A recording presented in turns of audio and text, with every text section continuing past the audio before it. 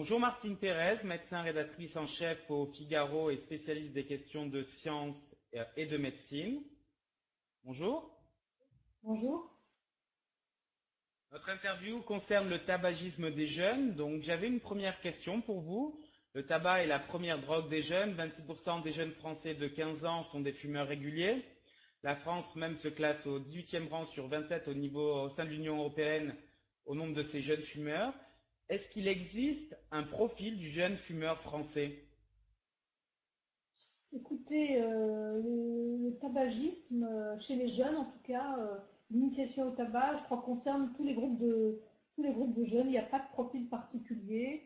Enfin, j'ai jamais vu d'études là-dessus disant qu'il y avait un profil particulier. Les jeunes s'initient au tabac à l'école. L'âge moyen d'initiation au tabac, c'est 11 ans et 8 mois, c'est très jeune. On sait que, en fait, si les jeunes se mettent à fumer, c'est c'est dans un but comportemental, c'est souvent pour faire comme les copains, pour faire comme les autres. Il y a une espèce d'initiation par le groupe. Si on veut faire partie du groupe, il y a des sociologues qui ont beaucoup travaillé là-dessus, eh bien il faut fumer. Pour en être, il faut prendre une cigarette et accepter. Et c'est comme ça que les trois quarts des jeunes se mettent à fumer. Ils ont vu les adultes faire la même chose. Et c'est une sorte de rite initiatique du passage de l'enfance vers le passage de l'âge adulte. D'accord. Et ces jeunes, alors, vous dites que ils n'ont pas forcément de profil particulier, mais est-ce qu'ils ont pour habitude de fumer plus donc par plaisir ou par dépendance, et plutôt seul ou en groupe? Apparemment, ce serait Alors, plutôt d'abord, en groupe. je ne crois pas du tout qu'il y ait une notion de plaisir. Le début du tabagisme, je ne sais pas si vous fumez vous-même, si vous avez déjà essayé, le tabac, c'est pas un plaisir quand vous commencez. Vous prenez une première cigarette, vous touchez, vous crachez, c'est pas bon.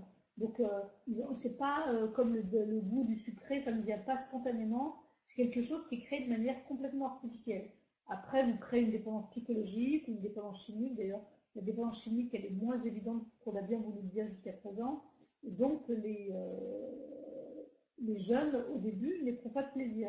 Comme je vous dis, ils font ça parce que c'est un modèle dominant, parce que l'industrie du tabac a fait croire par des biais de publicitaires que le tabagisme c'était la beauté, c'était la liberté, c'était la force, c'était la puissance. Et donc une espèce d'idée complètement La fausse qui publicité circule. Marlboro, Voilà, exactement. Et des images un peu avec le délirantes qui cow-boy et le circulent sur le cheval. tabac. Voilà, alors que le tabac, c'est pas la liberté, c'est l'esclavage. Le tabac, c'est pas la santé, c'est la maladie. Mais rien n'y fait chez les jeunes C'est la pour qui dépendance. la vie Hmm. est éternelle. Ils continuent à être dans ce genre de schéma. Voilà. Donc en fait, on commence pas par plaisir, non. D'accord. Donc on commence pas par plaisir, mais donc peut-être par pression sociale ou pour faire comme les copains. Ce faisant, au plus des jeunes fument, il y a aussi peut-être une dépendance qui commence à exister même chez des jeunes fumeurs. Est-ce que quand on est un jeune fumeur, on a plus de chances de pouvoir s'en sortir et d'abandonner la cigarette? Ou est-ce que ce sont les mêmes problèmes qu'on retrouve chez les adultes? D'abord, les jeunes ne sont pas tellement conscients. Pour eux, la maladie et la mort, c'est quand même dans un temps assez lointain. Quand on a 20 ans, on se sent éternel. Le cancer, c'est pas pour eux. Les maladies cardiovasculaires, c'est pas pour eux. La bronchite chronique, c'est pas pour Il eux. manque de sous? Donc, on ne se sent pas concernés par ce discours sanitaire déjà. Ce qui fait que les jeunes ils commencent et n'ont pas spécialement envie de fumer, et ils ne se sentent pas du tout concernés par ce problème. Donc il y a une certaine légèreté quand on fume et quand on a 20 ans ou 15 ans.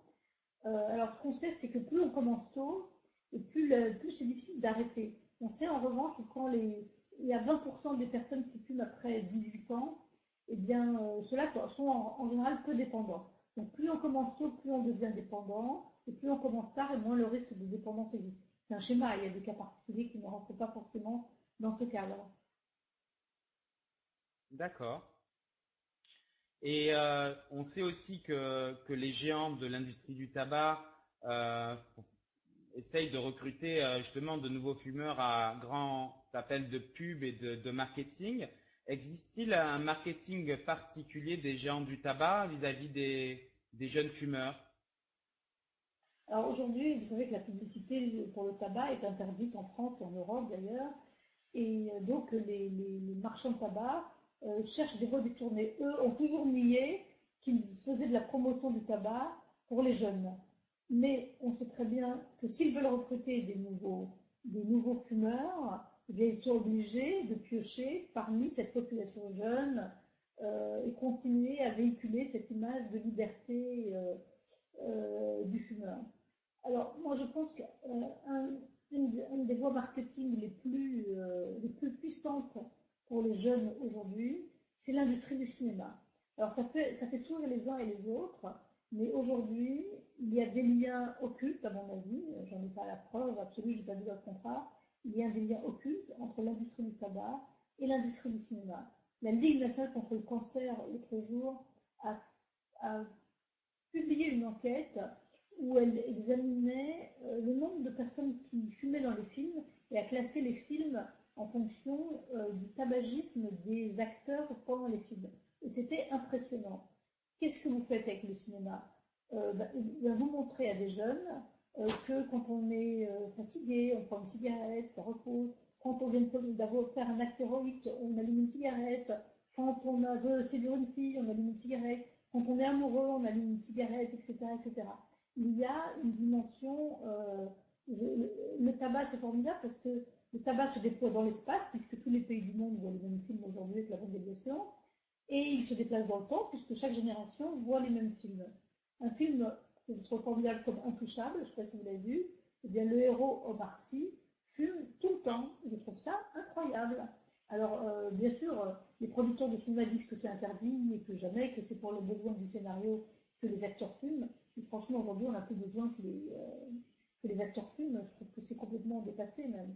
Donc, je pense que Pour l'instant, il n'existe aucune obligation au niveau législatif. Il n'y a aucune interdiction pour l'instant. non, il n'y a pas d'interdiction de fumer dans les films. Mais on sait, à l'époque, vous savez qu'il y a eu un grand procès aux États-Unis en 1998 où toutes les marchands de tabac ont été obligés de rendre publiques leurs archives.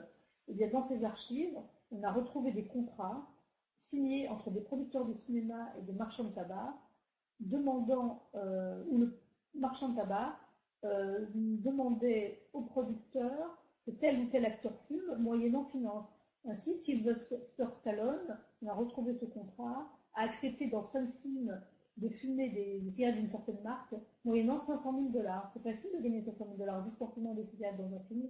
Voilà comment on accroche, comment on attaque les jeunes. Ces pratiques-là sont aujourd'hui révolues.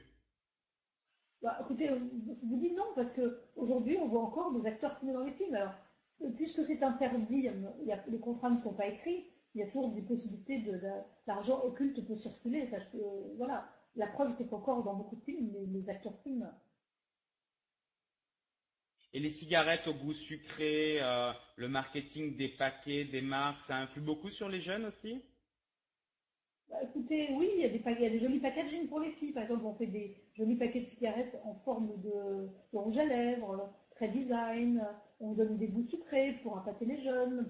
C'est sûr, mais euh, je pense que ce qui fait fumer les jeunes, c'est au départ cette image de virilité pour les garçons et de féminité pour les filles qui a été véhiculée par les campagnes de marketing extrêmement puissantes et sophistiquées de l'industrie du tabac au cours des 50 dernières années.